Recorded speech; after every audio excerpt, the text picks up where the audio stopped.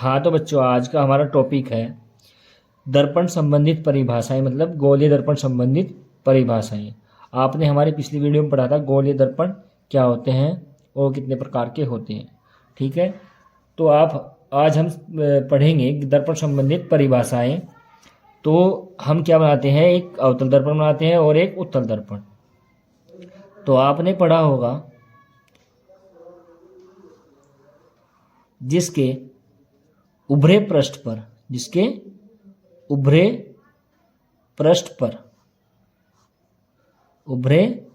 Paint होता है, उसे क्या बोलते हैं हम? अवतल दर्पण।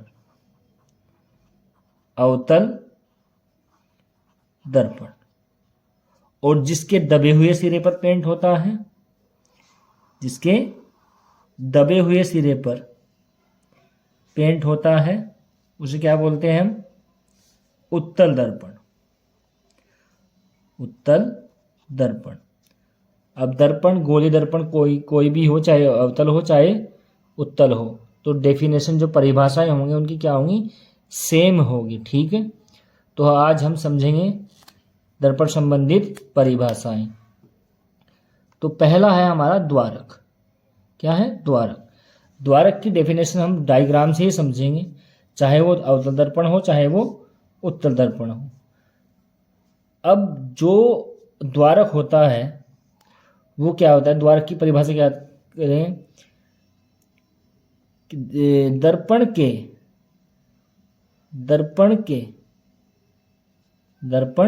के व्यास को या परावर्तक पृष्ठ, दर्पण के जो व्यास होगा, इस लाइन को क्या बोल रहे हैं हम? इसका द्वारक। तो दर्पण के व्यास को दर्पण का द्वारक कहते हैं। तो क्या है? दर्पण के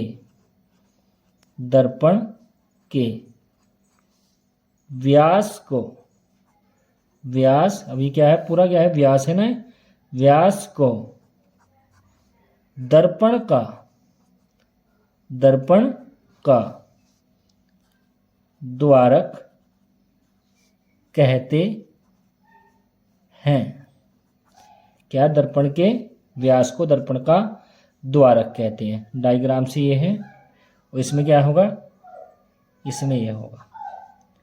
ठीक है, उसके बाद आता है हमारा नेक्स्ट पॉइंट है ध्रुव। क्या? ध्रुव। अब ध्रुव दर्पण के परावर्तक, ये कौन सा पृष्ठ है? परावर्तक पृष्ठ है जी। ये वाला क्या है? परावर्तक पृष्ठ दोनों का। ये अवतल दर्पण का परावर्तक पृष्ठ है, ये उत्तल दर्पण का। दर्पण के परावर्तक पृष्ठ के मध्य बिंदु को, किसे? मध्य बिंदु को, जो उसके बीच वाला बिंदु है यहाँ पर, मध्य बिंदु को दर्पण का ध्रुव कहते हैं। तो कैसे लिखेंगे? दर्पण के परावर्तक पृष्ठ, दर्पण के परावर्तक पृष्ठ के मध्य बिंदु को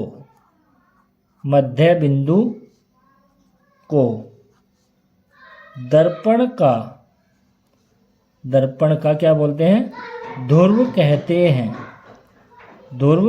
कहते हैं। ऐसा इसमें होगा कौन सा? ये है। इसे P से प्रदर्शित करते हैं, इसे P से प्रदर्शित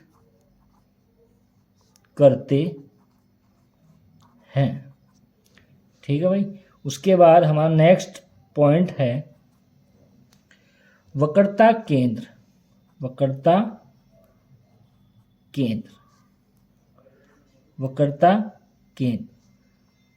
अब वक्रता केंद्र क्या होता है, ये डायग्राम में समझेंगे। अब अगर मैं इस जो दर्पण है इसके परावर्तक पृष्ठ को ऐसे घुमा दूं तो ये क्या बन जाएगा? एक गोला बन जाएगा। ठीक है, इस साइड भी क्या हो जाएगा? एक गोला बन जाएगा ऐसे ही। ठीक है, तो क्या होगा? उस गोले का केंद्र मतलब जो बनने वाला है, उस गोले का केंद्र, उस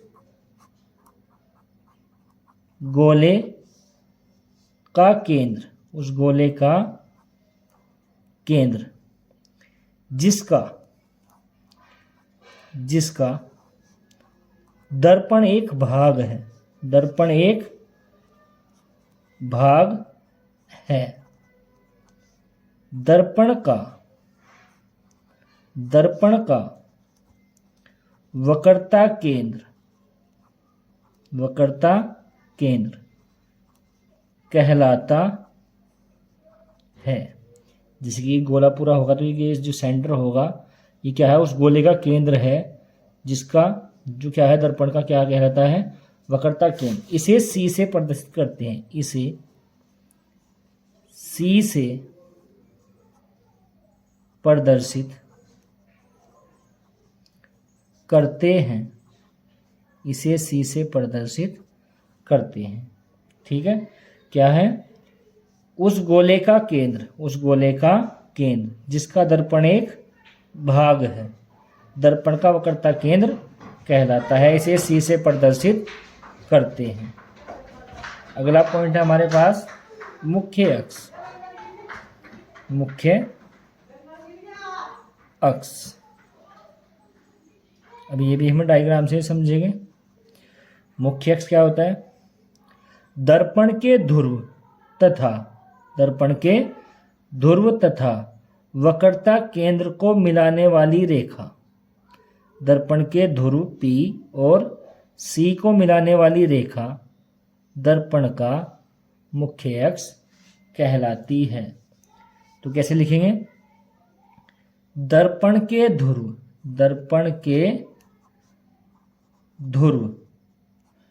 मतलब P तथा वक्रता केंद्र C को मिलाने वाली रेखा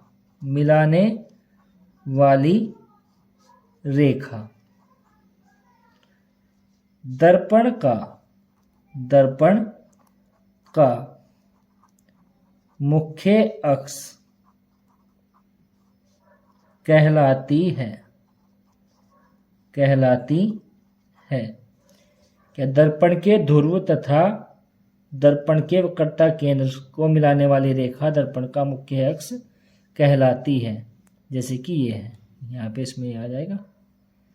उसके बाद हमारा नेक्स्ट पॉइंट है फोकस। क्या है, फोकस। अब फोकस भी डायग्राम से समझेंगे। अब क्या है फोकस, क्या होता है, दर्पण के ध्रुव कोई सारे दर्पण ले सकते हो आप। दर्पण के ध्रुव तथा वक्रता केंद्र, दर्पण के ध्रुव तथा वक्रता केंद्र के मध्य बिंदु को, इनका जो बीच का बिंदु होगा ना, बीच वाली ये है, बीच मध्य बिंदु को क्या कहते हैं, फोकस। इसमें क्या होगा, ये वाला फोकस, मध्य बिंदु को। तो परिभाषा कैसे लिखेंगे, दर्पण के ध्रुव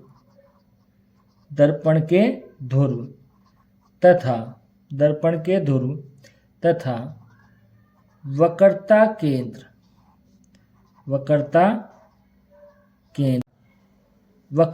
केंद्र के मध्य बिंदु को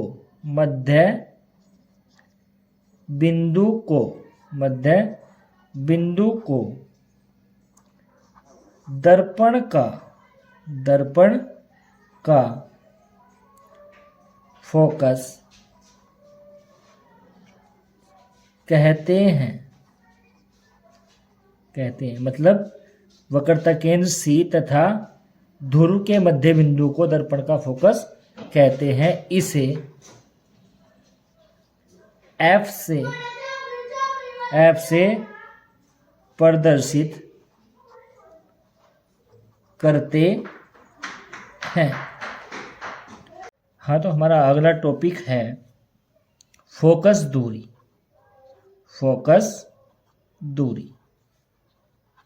अब फोकस दूरी क्या होती है, ये भी हम डायग्राम से ही समझेंगे।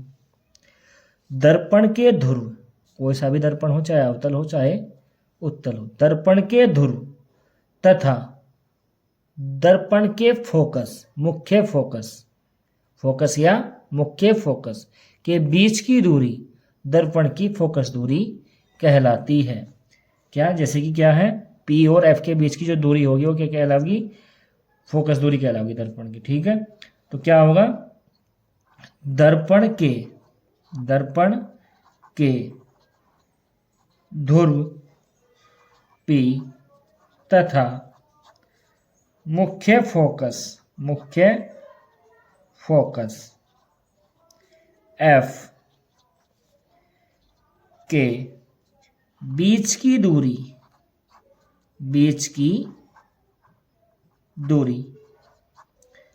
दर्पण की फोकस दूरी कहलाती है।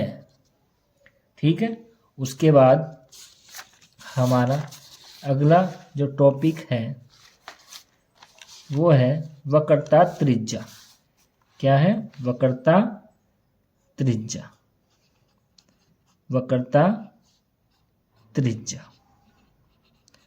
अब ये भी डायग्राम से ही समझेंगे।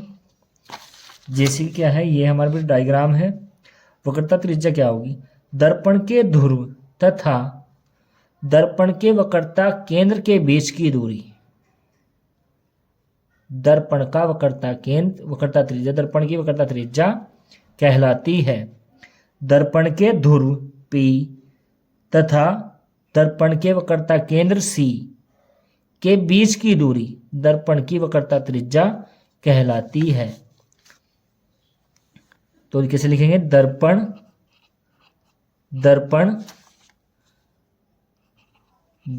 के ध्रुव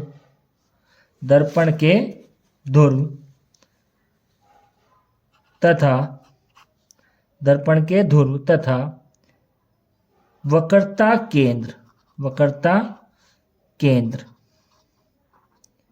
वक्रता केंद्र के बीच की दूरी दर्पण की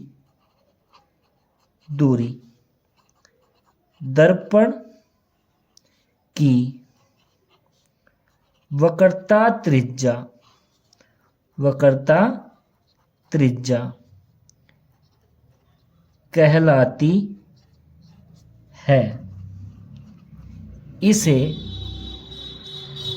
कैपिटल R से, बड़े R से प्रदर्शित करते हैं। तो बच्चों, ये हमारे पास दर्पण संबंधित परिभाषाएं थी जो आपको MCQ जो क्वेश्चन होते हैं, बहुविकल्प जो क्वेश्चन होते हैं, उनमें पूछ लिया जाता है इन क्वेश्चन के बारे में। तो आप ये परिभाषाएं भी आप तैयार कर सकते हो बोर्ड एग्जाम के लिए।